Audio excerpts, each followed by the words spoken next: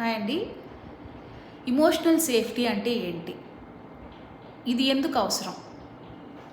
మనం ఒక విషయము ఒక మన inner most deep feelings, insecurities లేదా బాధలు, భయాలు ఇవన్నీ కూడా ఒక వ్యక్తితో మనం షేర్ చేసుకున్నప్పుడు ఇంకా దాని గురించి మనకి ఎటువంటి అనుమానాలు ఉండకూడదు. అంటే వీళ్ళు వెనక నేను చెప్పిన తర్వాత నన్ను చీట్ చేస్తారేమో, అడ్వాంటేజ్ తీసుకుంటారేమో, లేకపోతే నన్ను వెక్కిరిస్తారు, లేకపోతే నేను లేనప్పుడు నా వెనకాల వీళ్ళు నా గురించి నవ్వుకుంటారు, లేదా నన్ను జడ్జి చేస్తారు, నా మైండ్ రీడ్ చేస్తారు. ఇలాంటి భయాలు ఉండకూడదు.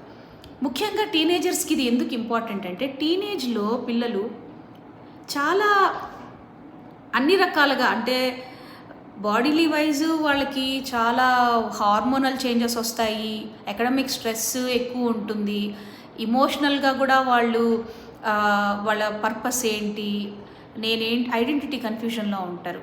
ఓకే, సో వాళ్ళకి మదర్ కానీ ఫాదర్ కానీ తాతలో నాయనమ్మలో అమ్మమ్మలో ఎవరో ఒకరు వాళ్ళని జడ్జ్ చేయకుండా, వాళ్ళు చెప్పేది చూసేది భయపడి బ్లోఅవుట్ చేయకుండా వాళ్ళని కంఫర్ట్ అంటే వాళ్ళు అట్లీస్ట్ వినాలి.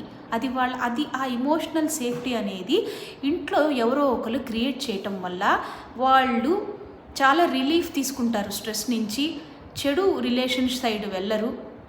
ఓకే, తర్వాత నన్ను ఒకళ్ళు నమ్ముతున్నారు అనే దాని నుంచి వాళ్ళు చాలా కాన్ఫిడెన్స్ తీసుకుంటారండి, చాలా బాగా చదువుకొని ఫోకస్ చేసుకుంటారు. So this is what I wanted to convey. Thank you and see you in other video.